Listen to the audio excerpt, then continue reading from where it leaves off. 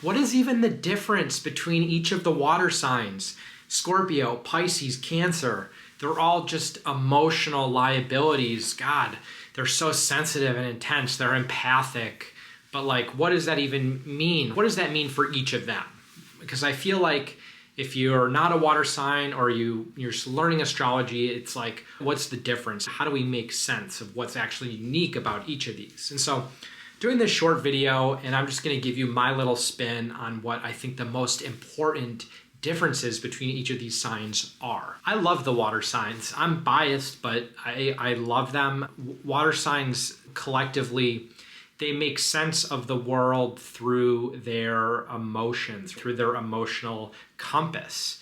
And people say, oh, they're sensitive or they're too sensitive or whatever. But for water signs, and if you're a water sign, you know this, it's truly a gift. It's a burden, but it's a gift. Water signs sense things that other people don't. Water signs intuit information that can't always really be explicitly put into words or logic. They know things. They're highly intuitive. And for water signs, this works for them. This is where they know their true kind of strength and intelligence lies. It's frustrating for people that don't speak the language, which is really what we're talking about in terms of the different elements of the Zodiac. It's speaking and making sense of the world through different languages. And the water sign language, again, it's less in defined shapes and it's strokes. It's not just, oh, how am I feeling X or Y? It's more like a more complex equation. It's a sensing. It's like you're an archaeologist and you're slowly dusting off shapes until you see something broader formed, and then you connect it to other shapes that you already were aware of and you kind of piece it together. But water signs, they're not folks that are geared towards having a definite opinion. Water signs will sometimes arrive at a truth that they can sense and intuit importance and meaning, but it doesn't always totally become explicitly clear to them or explicitly clear what that meaning is until later on down the road when there's other experiences that connect to it.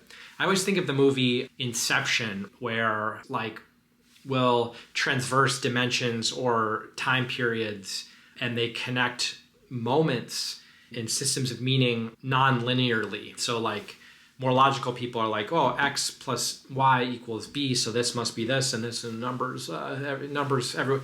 That's not really water signs. It's more like they come to an experience and it feels, they can't explain it, but it feels so similar to something previous, and they arrive at some conclusion. And I'm rambling, but like this is the gift of water signs. But what's the difference between all three of the signs? The real difference between the water signs is like, where is that emotional compass directed, right? Where is that energy funneled towards most intensely? Let's start with Cancer.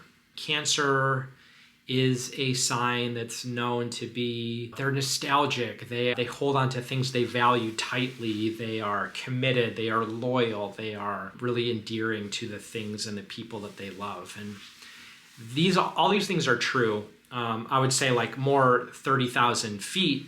Cancer doesn't just want to build friendships and bonds with people and be close to the people that they love, although they do, but it's more of a high level wiring to build this foundation, this emotional foundation, this communal foundation, both physically and metaphorically. So physically or directly speaking, like, yes, they want to start a family. They want a home, both a physical home that they can call their own, but also like a network of people and loved ones that create that feeling of being at home, which that is feeling at home. They want to build a social community. They want to build a community of friend family. So it goes beyond just, oh, this is my family. Like they're very involved in their community. They want to build a community around the things that they believe in.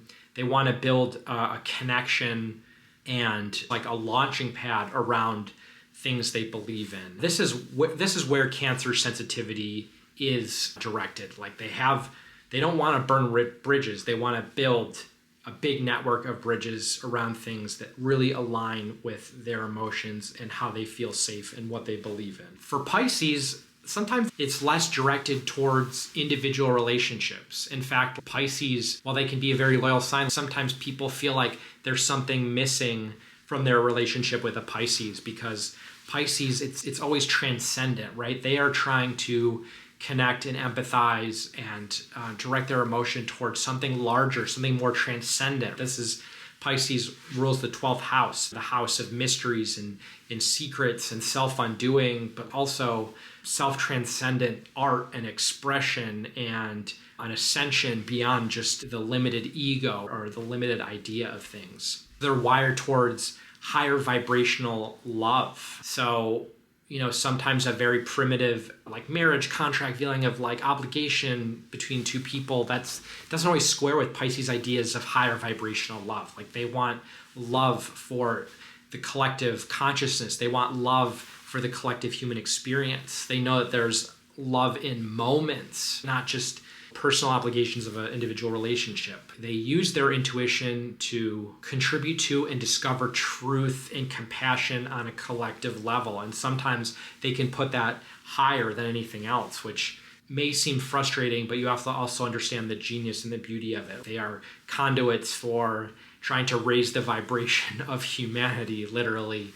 They might forget to friggin' call you back, or they might frustrate you in terms of mundane things. But this is where Pisces emotionality and sensitivity is geared towards. And you have to respect that in them if you're going to love a Pisces. Now, Scorpio is wired to use that sensitivity and that emotional intelligence to penetrate to the core of every person, everything, every experience that they're involved in. Yes, and penetrate is the right word. And we're taking that word back because I feel like people say the word penetrate and they think a sexual context. And we're taking it back because penetrate is the word for Scorpios. It's the best word to describe what they're all about. They want to penetrate to the true and pure core of everything. And sometimes it's like, holy shit, relax, that's so intense, but there's no chill for Scorpio. They're using that sensitivity to constantly intuit and discover and learn the truth and scrape back and scrape back and scrape back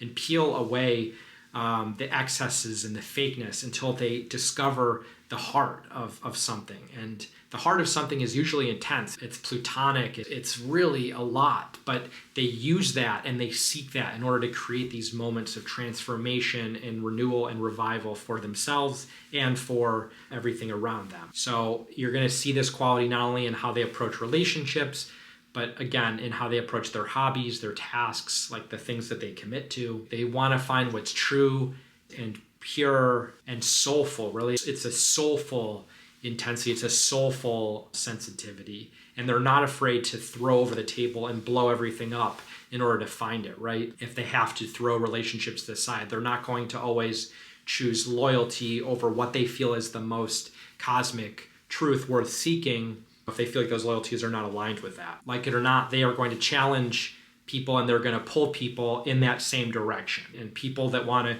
go on that ride are going to love it.